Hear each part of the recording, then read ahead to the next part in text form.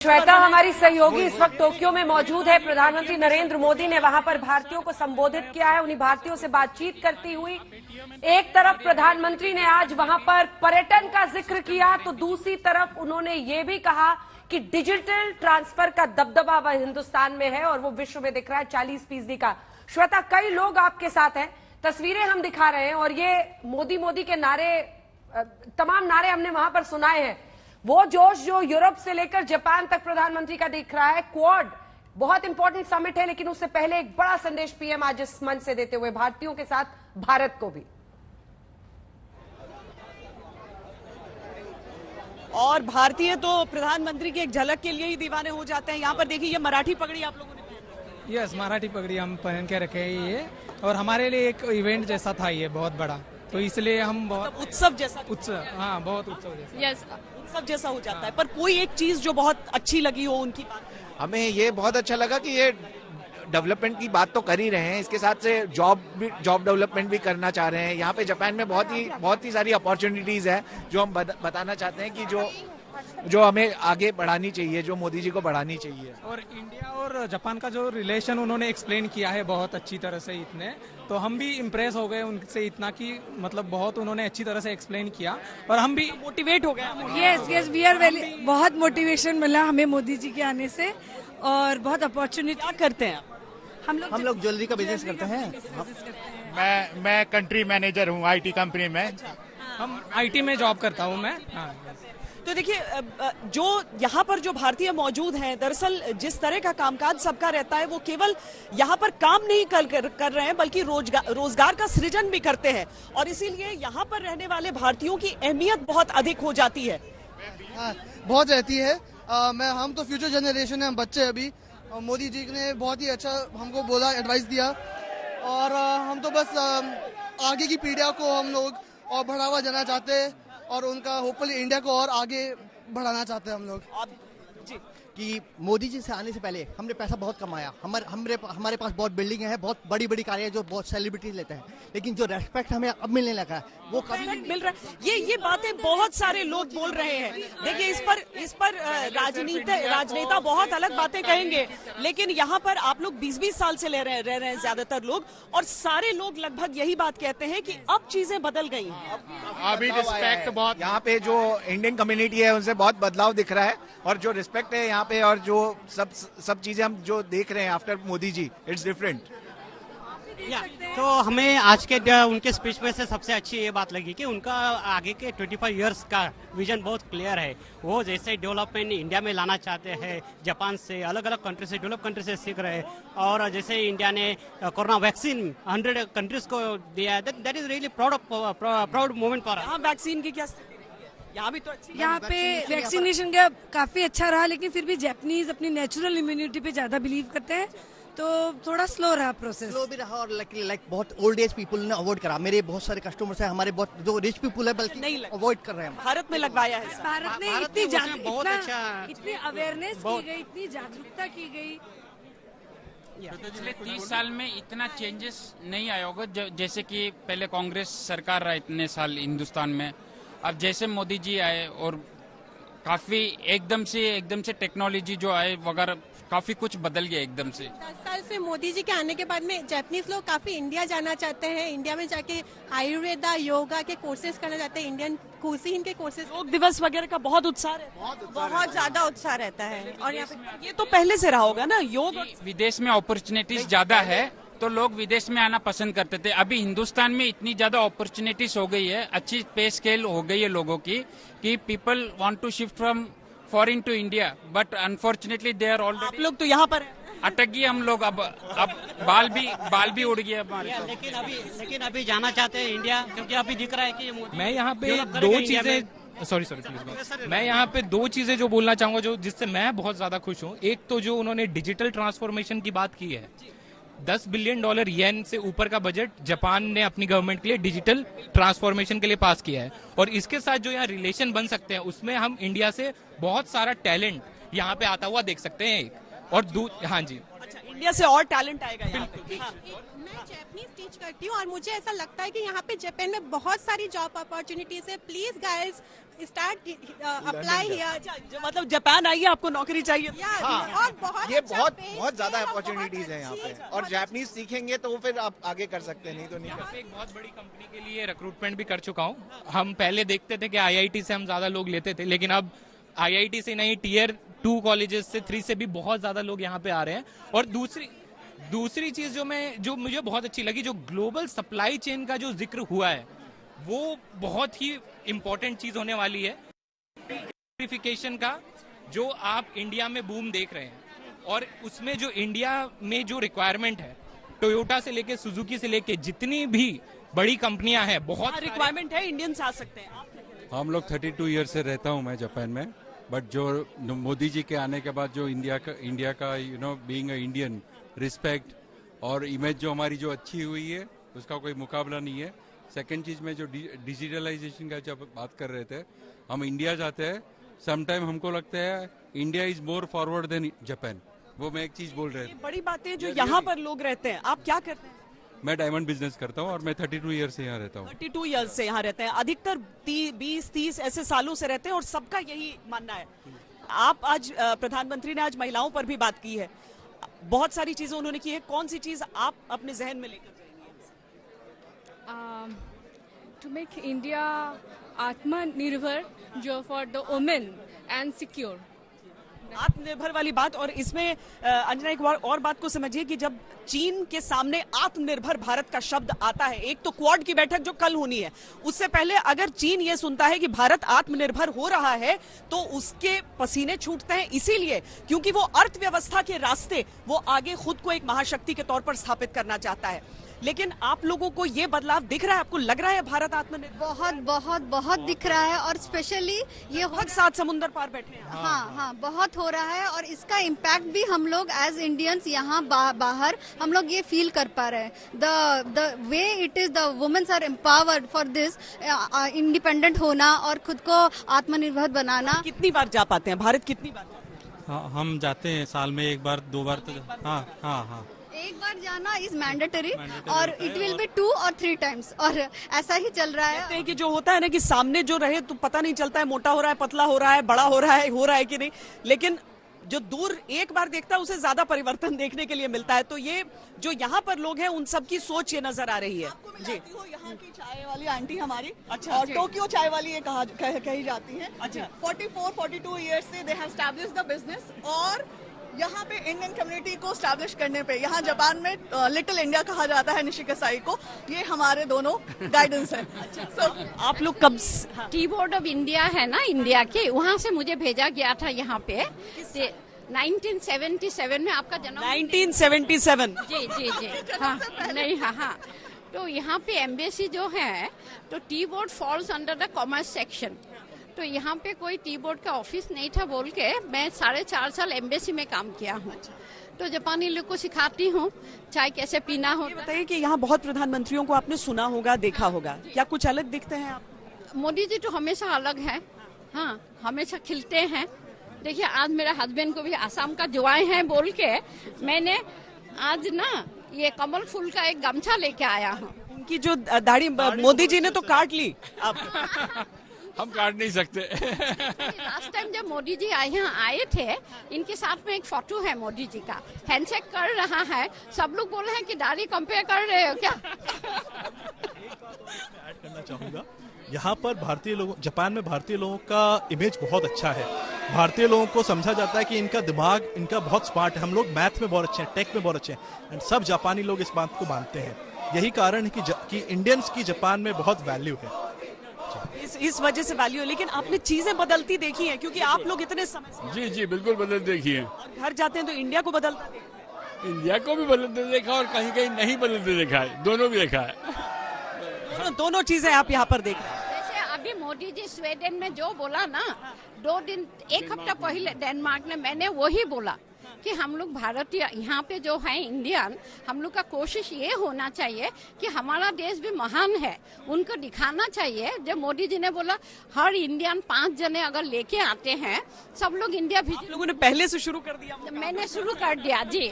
मैं आसाम की हूँ, हाँ, तो आसाम को ना इतना प्रोपोगेंडा कभी नहीं हुआ है, तो इसीलिए मैं चाहती हूँ लोग बाग आसाम में जाए।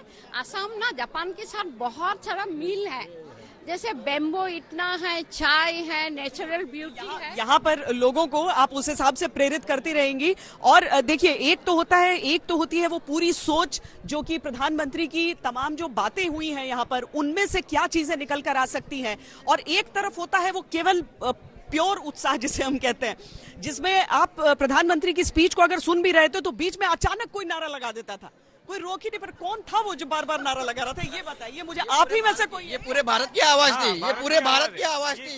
मोदी मोदी तो था जो नारे लगा रहा था।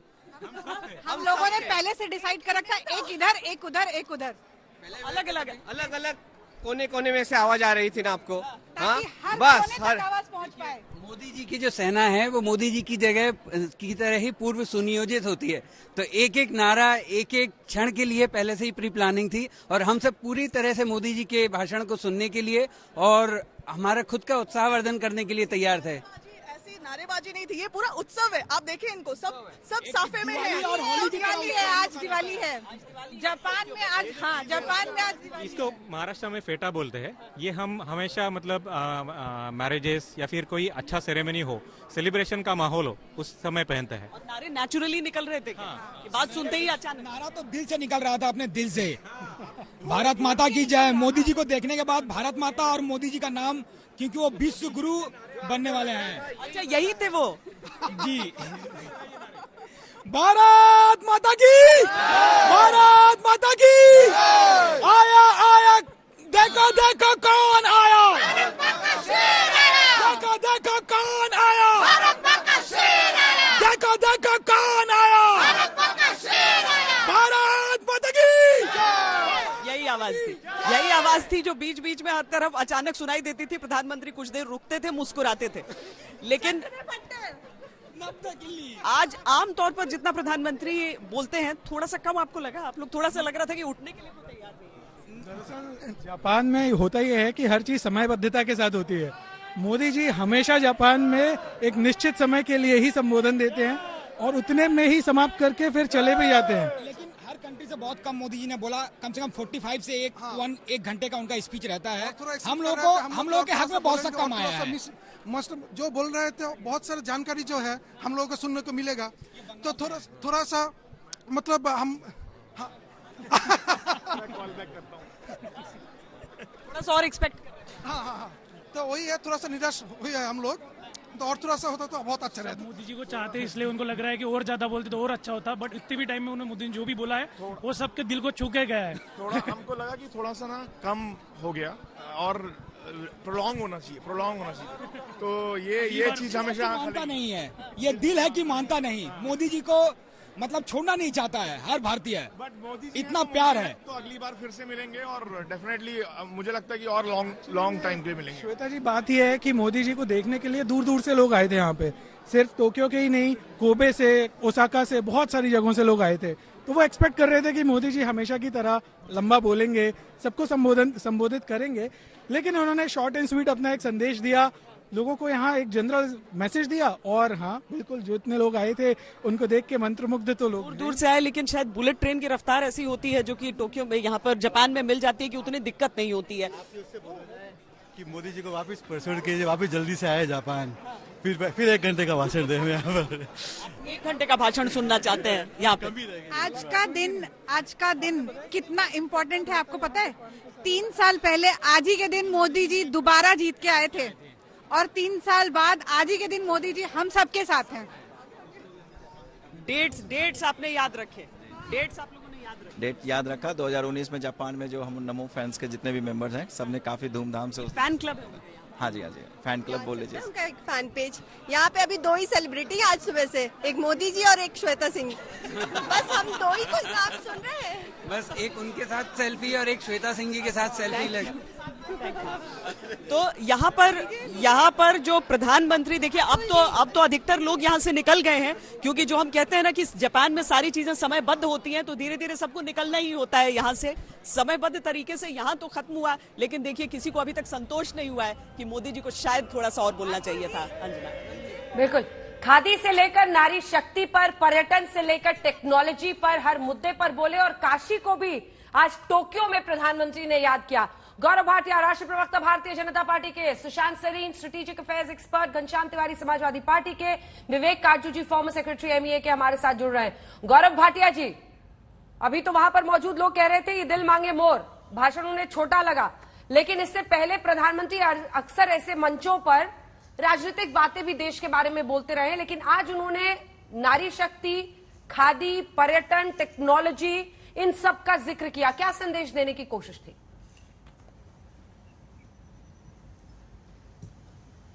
अंजना जी, किसी भी भारतीय की तरह आज मैं भी गौरवान्वित हूं एक नागरिक होने के नाते, और ये स्पष्ट है कि भारत का डंका पूरे विश्व में बज रहा है।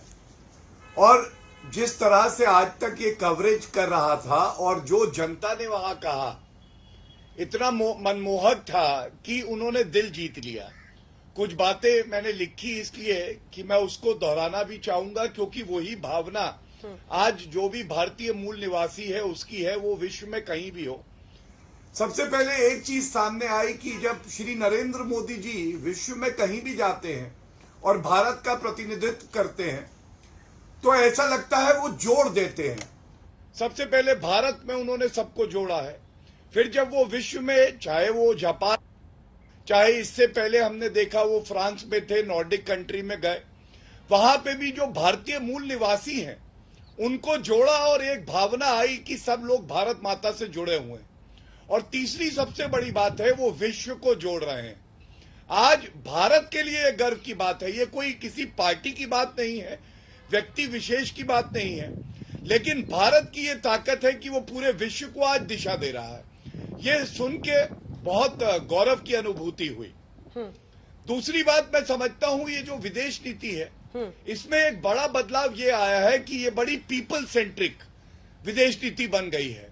किस तरह से मोदी जी ने आज कहा कि आप सभी जो भारतीय मूल निवासी हैं, सभी को कहिए कि भारत जरूर आए। किस तरह से उन्होंने बताया कि 70 साल की ये जो दोस्ती है जापान से, इसकी आधारशिला ये है कि हम लोग एक दूसरे का सम्मान करते हैं, और हम आधुनिक युग में तो आगे हैं, लेकिन हमारी जो सांस्कृतिक विरासत है दोनों देशों की, ये भी बहुत मजबूत है।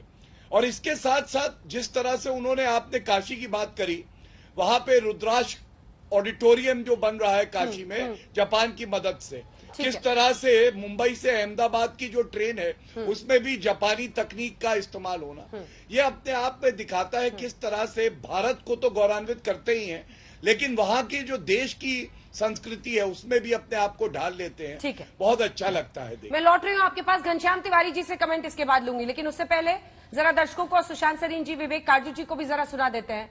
आज प्रधानमंत्री ने वहां पर कहा कि मैं मक्खन पर नहीं पत्थर पर लकीर खींचता हूं। पहले सुन लीजिए, फिर सवाल। मेरा जो लालन पालन हुआ है, मुझे जो संस्कार मिले हैं, जिन जिन लोगों ने मुझे गढ़ा है, उसके कारण मेरी भी एक आदत बन गई है। मुझे मक्खन पर लकीर करने में मजा नहीं आता है, मैं पत्थर पर लकीर करता हूं।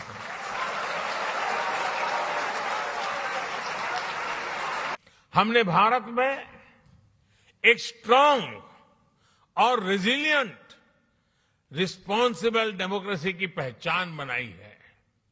उसको बीते 8 सालों में हमने लोगों के जीवन में सकारात्मक बदलाव का माध्यम बनाया है। भारत की डेमोक्रेटिक प्रोसेस से आज समाज के वो लोग भी जुड़ रहे हैं जो कभी गौरव के साथ ये अनुभव नहीं कर रहे थे कि वो भी इसका हिस्सा है। इसी पर बातचीत करते हैं घनश्याम तिवारी जी। एक पॉलिटिकल कमेंट आपसे लेते हुए फिर दोनों एक्सपर्ट्स के पास जाऊंगी। घनश्याम जी, प्रधानमंत्री ने कहा है पत्थर पर लकीर खींचता हूं। उन्होंने कहा है कि किस तरह की चुनौतियों का सामना करते हुए मोदी शासन में वो आगे बढ़ रहे हैं। आपको क्या संदेश मिला? नमस्कार अंजना जी, आपको, दर्शकों को और मेरे को पैनलिस्ट को। सर्वप्रथम मैं देश के प्रधानमंत्री जी को उनकी इस विजिट, फॉरेन विजिट के लिए शुभकामनाएं देता हूं। और वो जिस तरीके से भारतीयों को उत्साहित करते हैं, ये देश के लिए अच्छा है। जहां तक पत्थर की लकीरें हैं, हम देख रहे हैं, ये आप पत्थर की लकीर कहिए, पत्थर दिल लकीरें कहिए, जिस सरकार ने हर पेट्रोल पंप पे अपना मोदी जी का तस्वीर लगा रखा है और सिर्फ एक साल में 60-63 बार मोदी जी ने पेट्रोल और डीजल के प्राइसेस बढ़ाए हैं, वो पत्थर की लकीर है। अच्छे दिन का वादा जो दिया गया था और जिस तरीके से बुरे दिन हर कोई देख रहा है, महंगाई की वजह से, स्कूली शिक्षा से बाहर होने की वजह से, स्वास्थ्य सेवाएं बर्बाद होने की वजह से, वो पत्थर की लकीर है। जिस तरीके से बेरोजगारी है, अभी गौरव जी कह रहे थे फ्रांस गए थे, आप फ्रांस देख लीजिए, यूनाइटेड किंगडम देख लीजिए, यूनाइटेड स्टेट्स देख लीजिए, इन तमाम देशों में बेरोजगारी न्यूनतम स्तर पर है। जहां तक भारत है, वहां पर सिवाय पकोड़े तलने के भारत के युवाओं के, होनहार युवाओं के लिए प्रधानमंत्री जी कोई आइडिया अभी तक प्रस्तुत नहीं कर पाए। ये पत्थर की लकीर है। तो जिस तरीके से हमारे मजदूर मरे, WHO ने प्रस्तुत किया कि 47.8 मिलियन लोगों की मृत्यु हुई, ये पत्थर की लकीर है। तो पत्थर की लकीरें ये देश झेल रहा है। लेकिन अगर देश के बाहर लोग उत्साहित है प्रधानमंत्री जी के दौरे पर, तो मुझे लगता है गौरव जी को इन आंकड़ों पर थोड़ा गौर करना चाहिए। जैसे कि इंडिया टुडे की रिपोर्ट बताती है सरकार के हवाले से कि पिछले केवल 2017 से 2021 के बीच में 6 लाख भारतीयों ने भारत की नागरिकता छोड़ी है। इसकी तुलना में महज कुछ हजार नए लोग भारत में आए हैं। दूसरी चीज की अनेक मीडिया रिपोर्ट्स ये बताती हैं सरकार के हवाले से कि केवल पिछले 3 सालों में लगभग 35,000 भारतीय करोड़पतियों ने भारत को छोड़ा है। और उसमें मेहुल चोकसी और नीरव मोदी, जो कि भारतीय जनता पार्टी के साथी हैं, मोदी जी के भी साथी रहे, उनको मैं नहीं जोड़ रहा। मैं आम भारतीयों की बात कर रहा हूं जो अन्य जगहों पर जाकर के अपना करियर विकसित कर रहे हैं। तो ये अच्छी बात है कि लोग उत्साह से कह रहे हैं कि भारत आना चाहते हैं, लेकिन सरकार शायद अपने आंकड़ों में गड़बड़ा गई है। यहाँ लोग जाते हुए दिखाई दे रहे हैं, आते हुए नहीं दिखाई दे रहे। जो प्रधानमंत्री जी का जो दौरा है, उन्होंने काशी की बात की, तो काशी के लोग ये सोच रहे होंगे कि शायद कुछ तस्वीरें ऐसे दिखाएंगे कि काशी किस तरीके से क्योटो बन गया है और बुलेट ट्रेन आ गई है। अभी तक कुछ तस्वीरें दिखाई नहीं दे रही हैं। अगर आज तक वो मिल जाए तो कृपया देश के सामने प्रस्तुत कीजिए कि किस तरीके से देश में बुलेट ट्रेनें दौड़ रही हैं और काशी क्योटो बना हुआ है और हम सब मंत्रमुग्ध हैं। ठीक है, ये पॉलिटिक्स से चलती रहेगी। सुशांत सरीन जी, आप इसको कैसे देखते हैं? कल क्वाड की बैठक होनी है, क्वाड की संरचना किन बातों को ध्यान में रखकर की गई है, और उससे पहले एक सॉफ्ट पावर के तौर पर जो हम, चाहे वो इससे पहले यूरोप का दौरा हो और अब हम देख रहे हैं जापान में भी, हिंदुस्तानी और हिंदुस्तानियों के सामने अपनी बातें कहकर जो एक मोदी का उत्साह वहां पर बन जाता है। सुशांत जी, देखिए अंजना, मेरा मानना यह है कि ये जो उत्साह बनता है वो भारतीयों के लिए तो ठीक है, भारत में भी शायद उसका एक रेजोनेंस होता है, और जो वहां पर भारतीय मूल के लोग वहां पर बसते हैं, जौन से भी देश में मोदी जी जाते हैं, वो भी उत्साहित हो जाते हैं। वो अपनी जगह बात ठीक है। लेकिन मेरे ख्याल जो प्राइमरी ऑब्जेक्टिव होता है किसी भी दौरे का, किसी भी विदेशी दौरे का, वो होता है कि आप जो वहाँ की जो सरकारें हैं या वहाँ पर जो आपका कार्यक्रम है उसमें क्या चीजें आगे बढ़ती हैं। मेरा मानना ये है कि ये जो क्वाड का सम्मेलन हो रहा है ये बड़ा अहम है, और ये एक ऐसे टाइम पर हो रहा है जबकि क्वाड को और ज्यादा तगड़ा करने की जरूरत है, और उस तरफ पेशकदमी हो रही है। जो एक economic framework, Indo Pacific economic framework के ऊपर बात हुई है और उस पर भारत भी उसमें हिस्सेदारी अपनी डाल रहा है, मेरे ख्याल ये एक बड़ा अहम कदम है। कुछ समय लगेगा उसको पूरी तरीके से कार्यान्वित होने में, लेकिन उस तरफ हमने बढ़ना शुरू कर दिया है, क्योंकि क्वाड के लिए जरूरी था कि उसका एक आर्थिक पहलू भी हो, साथ ही साथ एक सामरिक पहलू हो। दूसरा मामला रहता है सामरिक पहलू का, और मेरे ख्याल उसमें भी भारत को कुछ हद तक एक पेशकदमी करनी चाहिए। एक तो ज्यादा समन्वय बनाने के डायरेक्शन में, और दूसरा एक आर्थिक और सामरिक जो एक इंटरसेक्शन है जिसको हम श्रीलंका में देख रहे हैं, जहां पर चीन की जो एक लोगों को कर्जे में डुबाने की एक नीति रही है, उसके खिलाफ क्या क्वाड के देश बाकी देशों के साथ मिल करके कोई ऐसा स्कीम बना सकते हैं कि हम श्रीलंका जैसे देशों को बाहर निकाल सकें। उसका एक हमारे को आर्थिक फायदा भी है, उसका एक सामरिक फायदा भी है। और मेरी आशा ये है कि जब क्वाड का सम्मेलन होता है तो वहां पर प्रधानमंत्री दोनों, आर्थिक वाला तो हो ही गया है, लेकिन एक श्रीलंका का मुद्दा और दूसरा जो एक सामरिक मुद्दा है जिसमें भारत को थोड़ी पहल करनी चाहिए और थोड़ा जो संकोच भारत दिखाते आया है उससे शायद हमारे को थोड़ा सा आगे बढ़ने की जरूरत है। मेरे लिए वो ज्यादा अहम है। बाकी भारतीयों को अगर प्रोत्साहित होते हैं, हमारे एक लिहाज से राजदूत बनते हैं जिन देशों में वो बसते हैं, तो ये तो अच्छी ही चीज है, लेकिन उनकी जो बहुत ज्यादा उत्साह है उससे हमको कोई बहुत ज्यादा मेरे ख्याल उत्साहित होने की जरूरत नहीं है, क्योंकि वो क्या भारत के लिए करते हैं और क्या नहीं करते वो भी हमारे सामने। तो वो अपनी जगह बात ठीक है, लेकिन उसको मैं बहुत ज्यादा अहमियत नहीं देता। ठीक है काटजू साहब, आज प्रधानमंत्री ने यहाँ पर कहा, यूरोप में भी उन्होंने कहा था, यहाँ फिर से कहा है कि आप यहाँ से जो जापानी लड़के हैं उनको भेजिए हिंदुस्तान देखने के लिए। पर्यटन को वो हर मंच पर इंडिया के लिए पुश कर रहे हैं। आज की उनकी इस पूरी बातचीत को जो उन्होंने भारतीय समुदाय के सामने किया और क्वाड पर, आपकी राय? देखिए, पहली चीज, मोदी जी प्रवासी भारतीयों में बहुत लोकप्रिय हैं, इसमें दो राय नहीं हो सकती।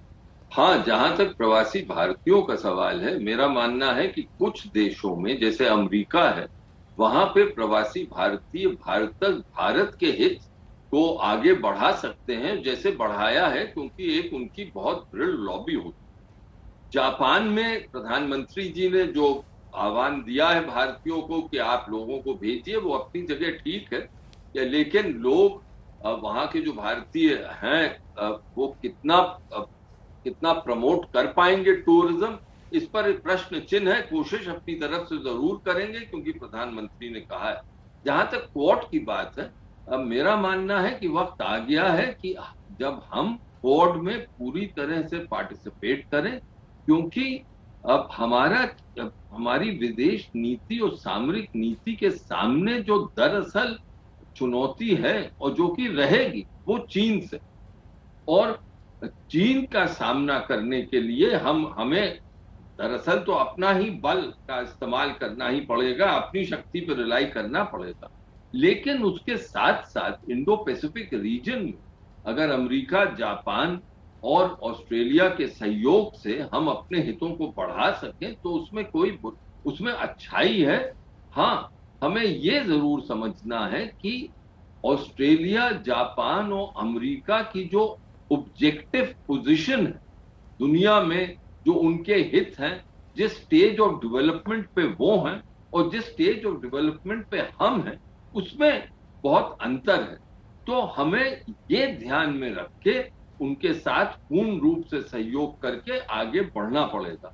सुशांत ने जो बात कही, इंडो पैसिफिक ये इकोनॉमिक फ्रेमवर्क जो बन रहा है, मैं समझता हूं ये बहुत ही महत्वपूर्ण हो सकता है, लेकिन इसमें भी जिस तरह से इकोनॉमिक और कमर्शियल इंटरेस्ट हमें रिकंसाइल करने पड़ते हैं एडवांस्ड इकोनॉमी के साथ, वो बेहद ही मुश्किल होते हैं, क्योंकि उनकी तरफ से प्रेशर आता है कि आप अपना व्यापार पूरी तरह खोल दी, क्योंकि उनको मुनाफा कमाना है भारत के बाजार से। और हमारे जो ऑब्जेक्टिव सिचुएशन है वो ये है कि हम वहां पर पूर्ण रूप से खोल नहीं सकते। जैसे एग्रीकल्चर है, हम एग्रीकल्चर को, कृषि को कभी नहीं खोल सकते अब जैसा वो चाहते हैं, जैसा पश्चिम के देश या जैसा ऑस्ट्रेलिया चाहेगा। तो इसमें हमें अब आगे बढ़ना है, अपने हितों को ध्यान में रखते। ठीक है, छोटा सा कमेंट सुशांत जी, उसके बाद पॉलिटिकल मेहमान के पास। बहुत क्विकली, एक तो जो काटजू साहब ने अभी बात की इंडो पैसिफिक इकोनॉमिक फ्रेमवर्क की, मेरे ख्याल ये जो नॉर्मल जो इस तरीके के समझौते होते थे उससे काफी हद तक मुख्तलिफ है। इसमें ना तो आपको अपनी मंडियां खोलने की जरूरत है और ना ही इसमें कोई ट्रेड एक्सेस की कोई बातचीत है, ना टैरिफ्स की बातचीत है कि क्या आप कितना टैक्सेशन लगाएंगे, वो चीजें नहीं है IPEF में। इनफैक्ट वहां पर स्टैंडर्ड्स की बात हो रही है, सप्लाई चेन रेजिलियंस की बात हो रही है, और वो सारी चीजें ऐसी हैं जिसके लिए भारत के लिए भी फायदेमंद रहेंगी, और भारत इसीलिए बिल्कुल उसमें अपनी हिस्सेदारी डाल रहा है। दूसरी चीज जो काटजू साहब ने बोली और अमेरिका का उदाहरण दिया कि वहां पर जो भारतीय हैं वो एक लॉबी के रूप में रोल प्ले कर सकते हैं, मेरे ख्याल उसमें भी हमारे को थोड़ा सा देखना पड़ेगा, क्योंकि एक तबका है जो भारत की बात करता है, वहां पर भारत के हितों को प्रोटेक्ट करता है, लेकिन एक और बहुत बड़ा तबका है उल्टा नुकसान जो पहुंचाता अपने है, आप को भारत से अलग थलग पाता है, जो भारत की निंदा करता है, जो भारत के खिलाफ एक प्रोपेगेंडा चलाता है, जो भारत के खिलाफ सैंक्शंस की बातें करता है, चाहे वो कैम्ब्रिज यूनिवर्सिटी में हो, चाहे वो हार्वर्ड यूनिवर्सिटी में हो। तो एक वो भी तबका है जो अपने आप को गोरों से भी ज्यादा गोरा समझता है और अपने आप को गोरों की जो चालबाजी है उसमें ढालने की कोशिश करता है। ठीक है, उससे भी हमारे को बच के रहने की जरूरत है। ठीक है, इस पर भी मैं लौटूंगी और कल तो बायलैटरल्स भी होने हैं, क्वाड की भी बैठक होनी है, इन सब पर चर्चा तमाम एक्सपर्ट से रहेगी। गौरव जी, आप घनश्याम जी की बातों का जवाब दीजिए। क्या आज प्रधानमंत्री ने जब उन्होंने महिला वोटर का जिक्र किया और उन्होंने बताया कि कैसे महिला वोटर्स बढ़ चढ़कर हिस्सा ले रही हैं, क्या उन्होंने डेमोक्रेसी पर जो सवाल खड़े कर रहे हैं लोग, उनको जवाब दिया है? कि सियासी बयान था? और अगर घनश्याम जी की बातों का जवाब। देखिए अंजना जी, ये हमारा मानना है कि जब प्रधानमंत्री जी किसी भी विदेशी दौरे पे जाते हैं तो वो सबका प्रतिनिधित्व करते हैं, चाहे वो आप सत्तारूढ़ दलों की बात करें जिनके लिए हम कह सकते हैं जो वोटर हमारे लिए हैं, या विपक्षी पार्टियों का भी। और मौके की नजाकत होती है, एक खुशी का माहौल हो, गहन चिंतन चल रहा हो, उसमें आप रोना धोना वही जो डिबेट हम लोग रोज करते हैं उसका उत्तर देने की कोई आवश्यकता आज है नहीं। ये चर्चा को कहीं ना कहीं अलग दिशा में ले जाने का प्रयास है। मैं लेकिन एक बात जरूर कहूंगा जो सुशांत जी ने कही, नरेंद्र मोदी जी जब विदेश दौरे पे जाते हैं तो वहां की जनता भी कह रही थी, अंजना जी आपने सुना होगा, कि देश का कद बढ़ता है, लोग गौरवान्वित महसूस करते हैं। और कुछ लोग ऐसे हैं, बिना नाम लिए, क्योंकि आज राजनीतिक चर्चा नहीं करूंगा, जो विदेश यात्रा पे जाते हैं तो अनर्गल बयान लगाते हैं जो सच्चाई से कोसों दूर है, वो देश को शर्मिंदा करने का काम करते हैं।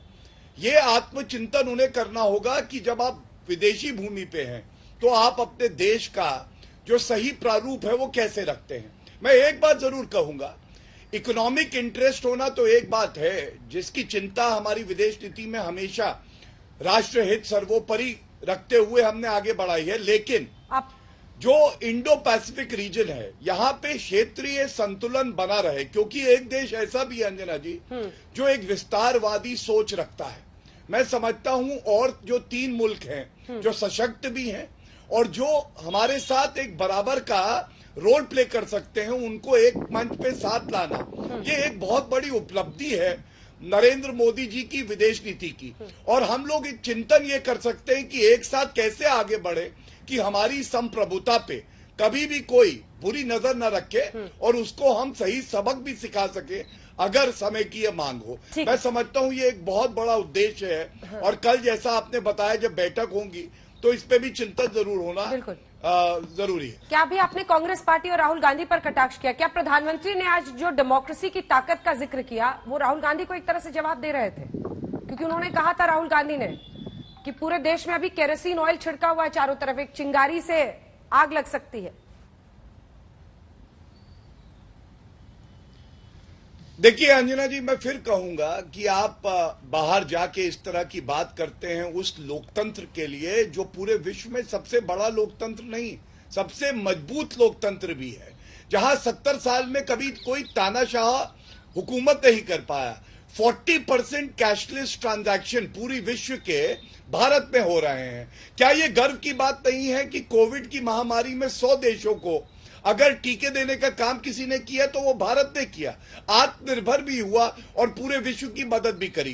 क्या ये गर्व की बात नहीं है कि रशिया से हम S-400 ले सकते हैं तो अमेरिका से हम चिनूक और अपाचे ले सकते हैं? ये दिखाता है कि हम अपने देश का हित ध्यान में रखते हुए सभी देशों से बातचीत भी करते हैं और उसके सकारात्मक परिणाम भी सामने आते हैं।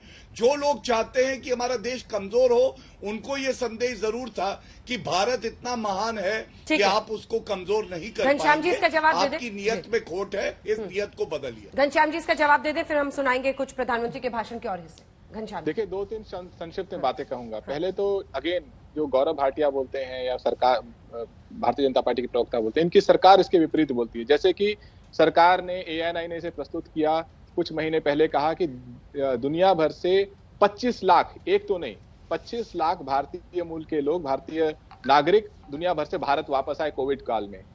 देश के प्रधानमंत्री जब विदेशी दौरे में गए हैं, ये सारे लोग अपना घर बार छोड़ करके, अपने बच्चों का नाम कटा करके, अपनी रोजगार छोड़ करके वापस आए हैं। इनकी बेहतरी के लिए सरकार ने क्या किया है? हो सकता है ये आपको जापान में या फ्रांस में नारे लगाते हुए नहीं दिखाई दें, लेकिन ये 25 लाख लोग हैं। ये MEA का डेटा है, मेरा डेटा नहीं है, छोड़ दीजिए। जहां तक भारत को दुनिया कैसे देखती है, चाहे वो हमारी करेंसी है, जिस तरीके से वो लुढ़की हुई है, जिसके बारे में डॉक्टर मनमोहन सिंह के बारे में प्रधानमंत्री जी ने अरगल कितने बयान दिए होंगे, या फिर भारत का करप्शन पर जो रैंकिंग है लगातार गिरता जा रहा है। हंगर पे रैंकिंग गिरता जा रहा है, प्रेस फ्रीडम पे गिरता जा रहा है, डेमोक्रेसी पे गिरता जा रहा है, विमेन सिक्योरिटी पे गिरता जा रहा है। तो ठीक है, यहाँ पे एक धारदार भाषण देकर के गौरव भाटिया जो है प्रधानमंत्री महान है कह सकते हैं, लेकिन दुनिया अलग नजरिए पे देख रही है। एक आखिरी बात करूंगा, ये आश्चर्य की बात है कि प्रधानमंत्री तो चीन का नाम लेते नहीं, अब भारतीय जनता पार्टी के प्रवक्ता भी चीन का नाम नहीं देते। एक ऐसा देश है जो विस्तारवादी, अरे भाई शर्म आ रही है आपको चीन का नाम चीन कहते हुए। गलवान की शहादत हुई है, आप लोग मुंह छुपाए घूम रहे थे। जो हम देश के रक्षा मंत्री हैं, भारतीय जनता पार्टी की वर्चुअल रैली कर रहे थे, 24 घंटे तक उन्होंने रिएक्ट नहीं किया। प्रधानमंत्री चीन के प्रीमियर से 18 बार मिले थे। अगर ये विफलता हुई है, चीन के मामले में विफलता हुई है, चीन की विस्तारवादी सोच बढ़ी है, उससे भारत में खतरा पैदा हुआ है, तो इसकी एकमात्र जिम्मेदारी भारतीय जनता पार्टी की है, उन RSS के लोगों की है जो पिछले 8 साल से चीन घूमते रहे थे, भारतीय जनता पार्टी के उन मंत्रियों की है जो चीन घूमते रहे थे, और स्वयं प्रधानमंत्री की है जो चीन के साथ झूला झूल रहे थे, ढोकला खिला रहे थे, अपने गांव की बात कर रहे थे और महाबलीपुरम में समिट कर रहे थे। ये तो मुझे आश्चर्य लगता है कि चीन के साथ 8 साल से घूमने के बाद, झूला झूलने के बाद, ढोकला खिलाने के बाद, इनके नेता वहां घूम करके आने के बाद, चीन को $100 बिलियन का ट्रेड देने के बाद साल में, ये लोग कह रहे हैं एक ऐसा देश है जो विस्तारवादी। अरे भाई, चीन का नाम लेने में शर्म आ रही है भारतीय जनता पार्टी को। ठीक है, गौरव जी जवाब दे। कैसी सरकार तंत्र है?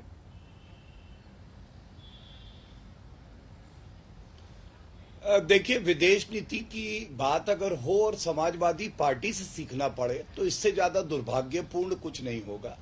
मुझे तो याद आता है कि पुलवामा का हमला हुआ तो राम गोपाल यादव इनके वरिष्ठ नेता हैं, उन्होंने ये कह दिया कि पुलवामा का हमला प्रधानमंत्री जी ने करवाया है, तो फिर चीन का नाम लिया नहीं जाता। बीच में ना बोले, अंजना जी चुप करा। ठीक है गौरव, मैं इनके गौरव जी पूरा कर ले घनश्याम जी। इनके बीच में मैं बोला नहीं था, मैं बोलता भी नहीं हूँ।